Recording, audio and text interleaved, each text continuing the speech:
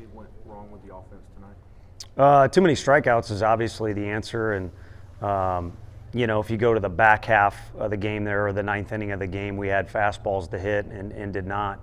But earlier in the game, as firm as Sproat can throw the thing, up to 100 miles an hour. I don't know what he was up to tonight.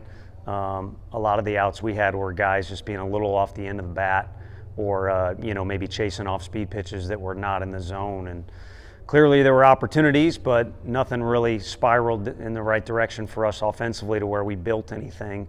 The one run we scored was where our guy got up there and had a little feistiness to him and ended up hitting the thing out of the park. From your vantage point, just what made Sproat so effective? Able to throw the slider for a strike.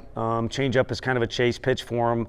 And then, clearly when you do have a fastball like that, you have to respect that as a hitter. But I can't speak for him, and I got a high level of respect for his stuff, but I'm willing to bet he says he didn't have his best stuff tonight. I don't know if he was cramping up or whatever.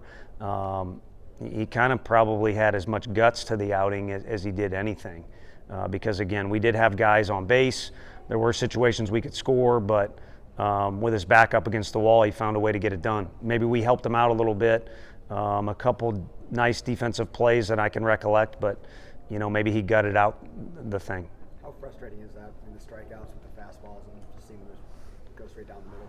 Yeah, it is. I mean, there's a couple where guys are just locking up, and, those are the ones you're seeing that are the most frustrating, and too many minds. You can only think about one thing. It's best to sit in there and think about nothing, but that's pretty hard to do for those of us that have tried or have played baseball. But if your mind's racing, or you're trying to do a bunch of different things, or maybe there's self-doubt for a minute, you'll get exposed. I don't have to throw out the SEC line. That's just baseball in general.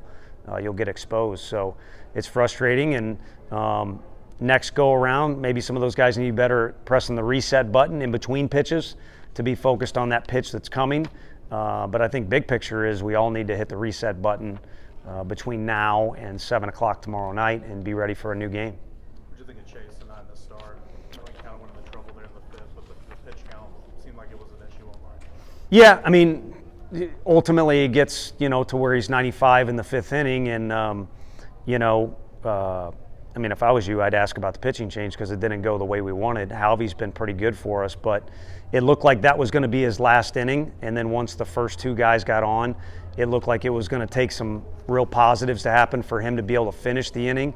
So we go with the more fresh guy, but when Doe was fresh, it was pretty fun. I think his attitude was in the right place. He was getting after some pitches. They have a stacked lineup, especially at the top, and they switch it a little bit to where they got the big three at the top of the order. But he was going really good, just needed to make a play behind him. But you're never going to be perfect. So when that happens, again, on both sides, you got to kind of gut through it. And he's been known to do that for us. But again, the pitch count being a little high was, ultimately maybe what kind of took him out of the game. Do you feel like Doe's command is a lot different the past couple of weekends versus the first couple of games of conference play? Yeah, I wouldn't necessarily say that. I mean, there's, I think the last two nights he's had 3 walks, and you could probably count on you don't even need your whole hand, or however you want to say it. There weren't many occasions where there was more than 2 walks per outing last year. But he's a strike thrower for us, and sometimes when guys swing and miss, it gets you deep into our account, so maybe you're more susceptible to walking a guy. But, just a little bit off. Tonight, I thought the mindset, the approach was really good. Execution, you could argue, was a little bit off, but again, facing a heck of a lineup, and, just got to a point in the game where, I don't know, I'd love to go back in a time machine and see we leave him in there. Does he get the next 2 guys out, and again, maybe even get out of that inning, run or 2 scored? But I'm sure he's frustrated, and he'll have a little bit of extra determination going into next week. What was the mood and kind of the energy like in the dugout after that big 5th inning for Florida? The whole night it wasn't. At no point was all the air sucked out of the dugout, but there were a lot of points where, if it was a boxing match, the guy kind of stumbled around a little bit and needed a second to gather himself and then got back into it. So we talked in the outfield very briefly as a team. One of the things was mentioned, just so you guys know, was there's plenty of try hard out of this group. And then there's a lot of emotions, and sometimes they waver on the positive side, and sometimes they waver too far on the negative side. But probably getting a little too emotional sometimes can have you reeling and need you to kind of refocus. So if anything, I'd say it was good all game. I know the scoreboard doesn't show that, but there were kind of some moments where it took everybody a collective effort to get back into it and needing a few pitches to do so. Situational hitting. Did you? I know you talked about the strikeouts obviously being an issue. Did you see anything different with runners on base, runners in scoring position, or just kind of the same issue regardless of situation? Yeah, the same issue. I don't know that we had a guy at second base and needed to move him over with nobody out, or a guy at third base and we just needed to drive him in. So more than anything, it was kind of putting it together. And you talk about either winning at bats or quality at bats, or you can say getting on base, however you want to quantify it, winning at bats. And too many times we had a couple in a row and then nothing, and a one in a row and then nothing, and a couple in a row.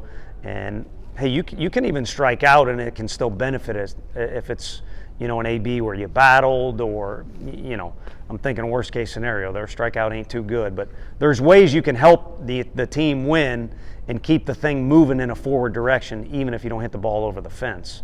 And we had a few too many at bats that kind of stalled us out. How do you expect Christian Moore, to respond to a tough game for him? With some attitude. I think determination is maybe the most valuable asset you can have as a baseball player. Maybe just in general, but certainly in a lot of situations.